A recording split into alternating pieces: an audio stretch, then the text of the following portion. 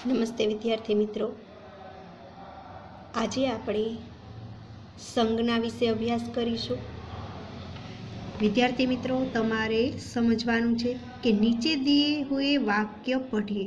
संज्ञा माटे छे कि अवंती ने शिबू की मदद की। कुत्ता, बिल्ली और खरगोश मित्र थे। कोयल कौवे से छोटी होती है। घड़े में पानी कम था। सबके प्रति प्रेम और दया रखी। बगीचे में बड़ी भीड़ है। वे साहस और बहादुरी से लड़े। उनका बचपन गरीबी में बीता। तो 8 वाक्य ऊपर आपवामां आवेला छे अने दरेक वाक्यनी नीचे લીટી કરેલી છે। તો આ બધા શબ્દ શું સૂચવે છે એ આપણે અભ્યાસ કરીએ। अवंती और शिबू ये व्यक्तियों के नाम हैं। कुत्ता, बिल्ली और खरगोश पशुओं के नाम हैं। कोयल और कौवा पक्षियों के नाम हैं। घड़ा और पानी वस्तु या पदार्थों के नाम है। प्रेम और दया भावों के नाम है। बगीचा एक स्थान का नाम है। साहस और बहादुरी गुणों के नाम है। बचपन एक अवस्था का और गरीबी एक दशा का नाम है। तो साथे साथे अहीं ए पण तमने जाणवा मळ्युं के दरेक वाक्यनी नीचे जे લીટી करेली छे एमां व्यक्तिओना नाम, पशु पक्षीओना नाम, वस्तुओना नाम, भावोनुं नाम, स्थान जग्यानुं नाम छे, गुणोना नाम आपवामां आवेला छे, अवस्था अने दशाओना नाम पण आपवामां आवेला छे। इस तरह प्रत्येक प्राणी, पशु पक्षी, प्रत्येक व्यक्ति, प्राणी में पशु पक्षीओं की बात करवामां आवेली छे। वस्तु, स्थान, गुण, अवस्था और दशा का अपना अपना नाम होता है। व्याकरण में नाम को संज्ञा कहते हैं। इस प्रकार इन वाक्यों में रेखांकित शब्द संज्ञाएं है।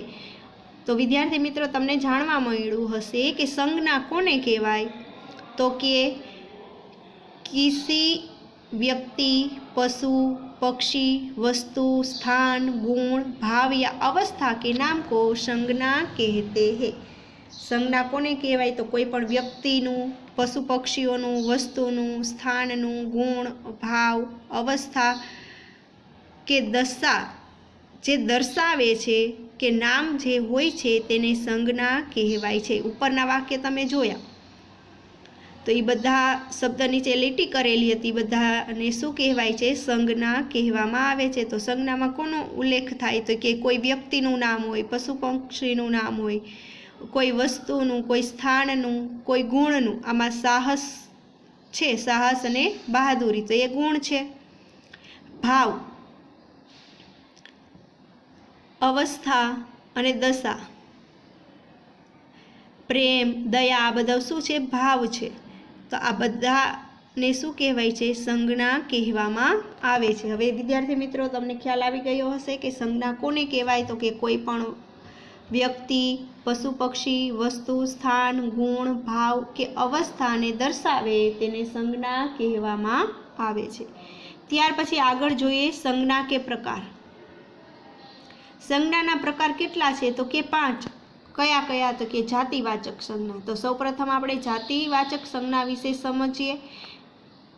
यह संज्ञा किसी खास व्यक्ति, प्राणी, वस्तु या स्थान को सूचित नहीं करती।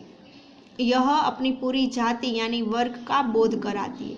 जैसे गांव के पास ही एक संत रहते थे, उसने बैल बेच दिया। चित्रकार ने युक्ति की, लोग नदी को माता मानते हैं। गांव शब्द से प्रत्येक गांव का बोध होता है।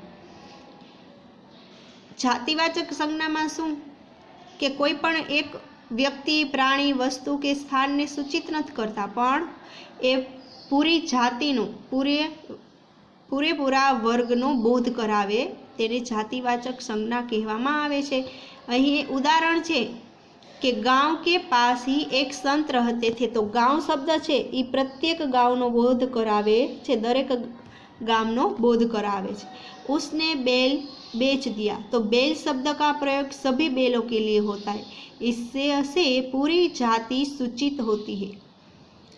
चित्रकार ने युक्ति की, तो प्रत्येक चित्रकार कहते हैं।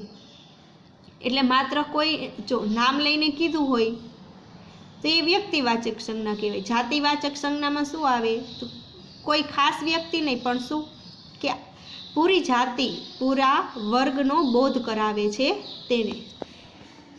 પછી નદીની વાત કરવામાં આવેલી છે તો એ નદી છે એ બધી નદીની વાત અહીં કરેલી છે। અને માતા શબ્દ માટે પણ तो इस प्रकार ये रेखांकित शब्द अपनी पूरी जाति का नाम सूचित करते हैं। ये सभी जातिवाचक संज्ञाएं हैं। હવે ખ્યાલ આવી ગયો હશે જાતિવાચક સંજ્ઞા કોને કહેવાય તો કે જે પોતાની પૂરી જાતિ પોતાના વર્ગને બોધ કરાવે છે તેને જાતિવાચક સંજ્ઞા કહેવામાં આવે છે। પછી બીજો પ્રકાર છે વિદ્યાર્થી મિત્રો વ્યક્તિવાચક संज्ञा। यह संज्ञा किसी खास व्यक्ति प्राणी या स्थान को सूचित करती है। व्यक्तिवाचक संज्ञा में शू आवे तो विशेष एटले के खास व्यक्ति प्राणी अने स्थान ने दर्शावे छे। उदाहरण आपेला छे कि आंबेडकर इंग्लैंड चले गए, शांता बहादुर लड़की थी, चेतक अनोखा घोड़ा था, नर्मदा अमरकंटक से निकलती है। इन वाक्यों में रेखांकित संज्ञाओं पर ध्यान दीजिए। तो हवे आ जे शब्द नीचे લીટી करेली है ध्यानपूर्वक जो आंबेडकर शब्द है इंग्लैंड, शांता, चेतक, नर्मदा अने अमरकंटक। तो आंबेडकर है ये भारत के एक विशेष व्यक्ति का नाम है। इंग्लैंड देश का नाम है यानी स्थान का नाम है। शांता लड़की व्यक्ति का नाम है। चेतक प्राणी का नाम है। नर्मदा एक विशेष नदी का नाम है और अमरकंटक एक विशेष पहाड़ का नाम है। तो तमने हवे ख्याल आवी गयो हशे कि व्यक्तिवाचक संज्ञा कोने कहेवाय तो कि जे व्यक्तिनुं नाम लईने वाक्य जे लखवामां आवेलुं होय तेने व्यक्तिवाचक संज्ञा कहेवाय छे।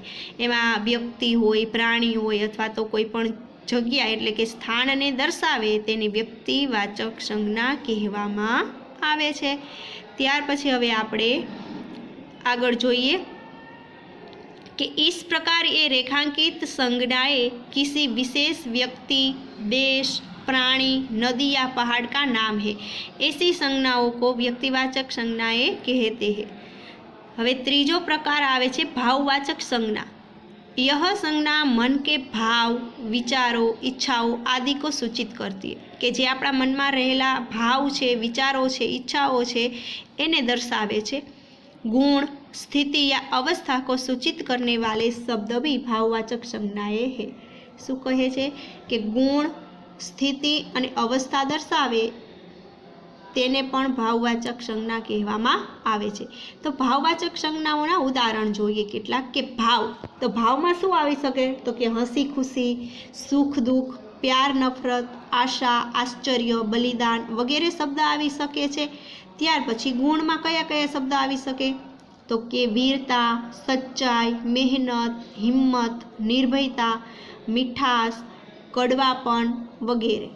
त्यार पछी स्थिति तो अमीरी गरीबी स्वास्थ्य थकावट चिंता बीमारी वगैरह शब्द।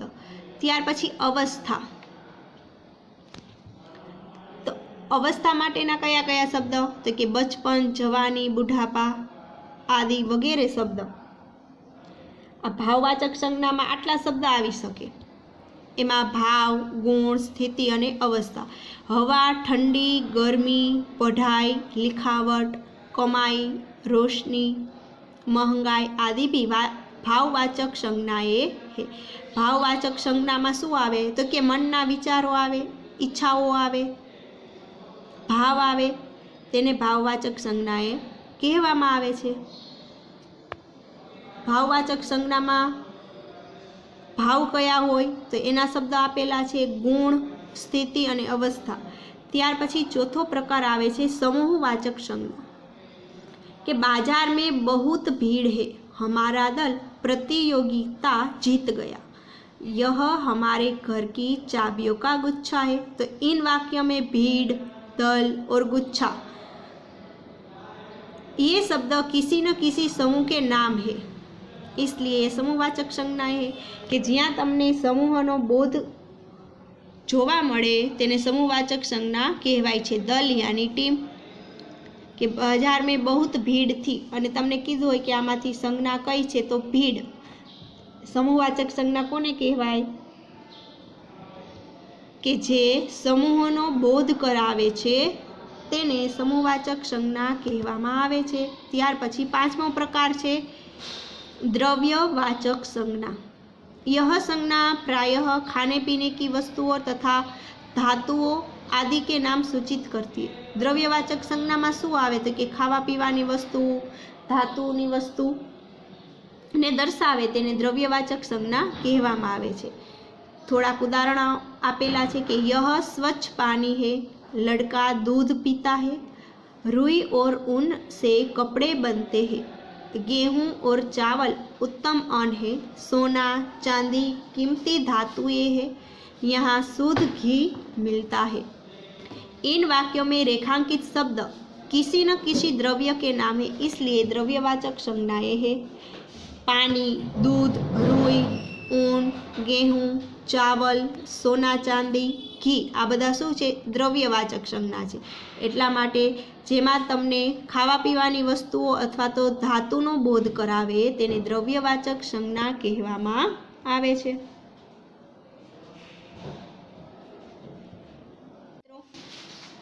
आ संज्ञाना 5 प्रकार आपणे जोया। त्यार पछी हवे आपणे लिंग परिवर्तनना कोने कहेवाय ए शीखीशुं।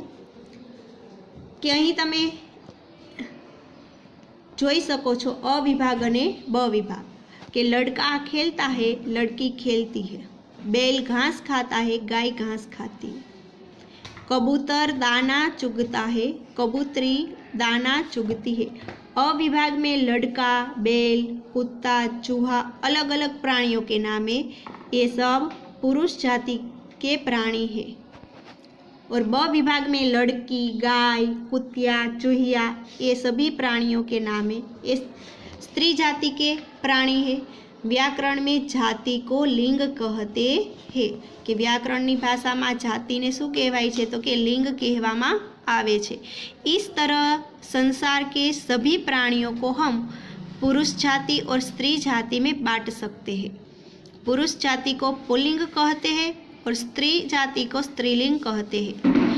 हिंदी में 2 लिंग है, पुल्लिंग और स्त्रीलिंग। तो विद्यार्थी मित्रों के जे पुरुष जाति छे तेने पुल्लिंग कहेवामां आवे छे अने स्त्री जाति छे तेने स्त्रीलिंग कहेवामां आवे छे। कि पुल्लिंग कोने कहेवाय तो कि जिस पद से पुरुष जाति का बोध हो।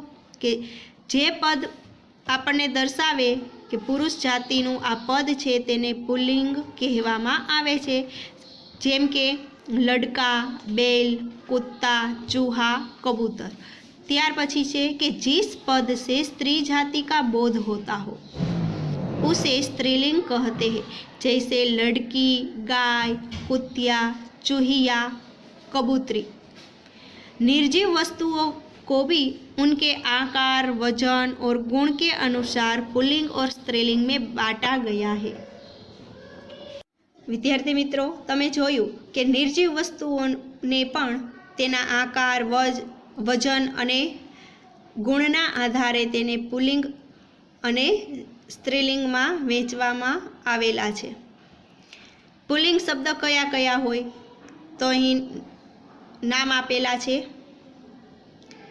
आकाश, पर्वत, पेड़, मैदान, पत्थर, दरवाजा, बादल, मकान, कुआ, सागर, शहर, गांव, फूल, घड़ा, रास्ता, कागज, अखबार, कारखाना आदि शब्द पुल्लिंग शब्द में जे आकार, वजन, गुण, स्थान वगैरेनो बोध करावे छे तेने पुल्लिंग शब्द कहेवाय छे।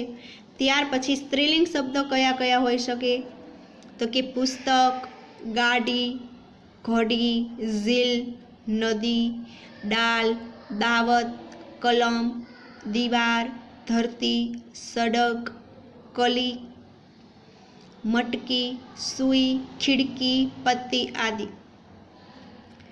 ત્યાર પછી આગળ છે કે પુલ્લિંગ શબ્દ को स्त्रीलिंग में बदलने के कुछ नियम।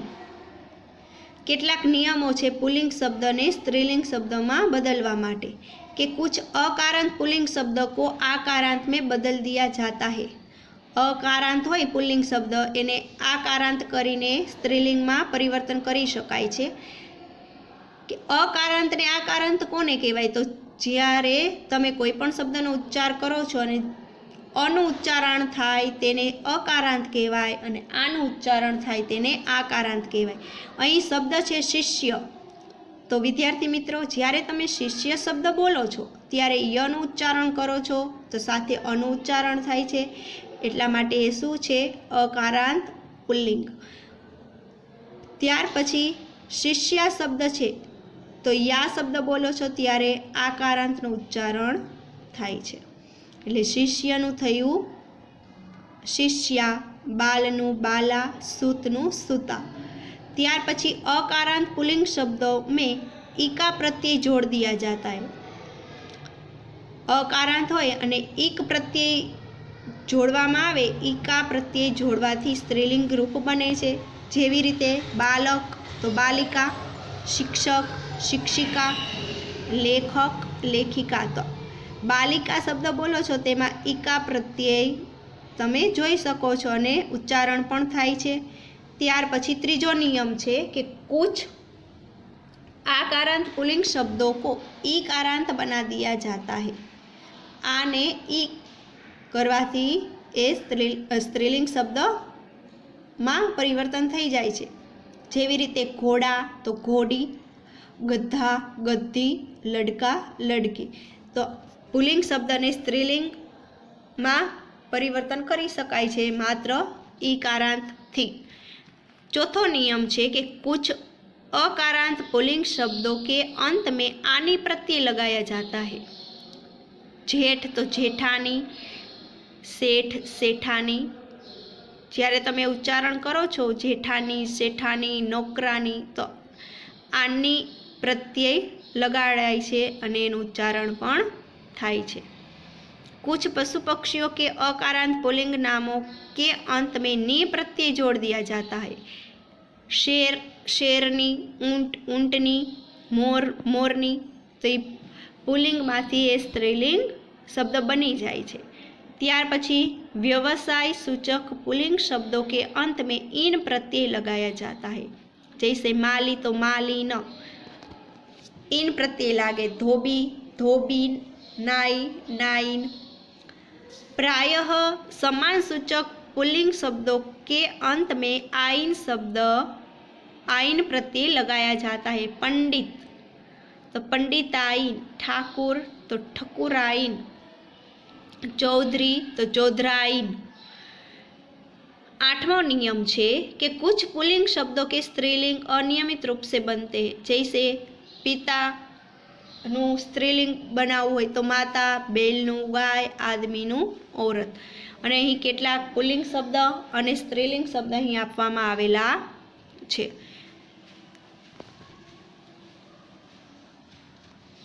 તો વિદ્યાર્થી મિત્રો, અહીં આપણે સંજ્ઞા અને લિંગ વિશે અભ્યાસ કર્યો। ત્યાર પછી આગળનો અભ્યાસ આપણે વિડીયો भाग 2 में जोशुं। अस्तु। जय हिंद। वंदे मातरम।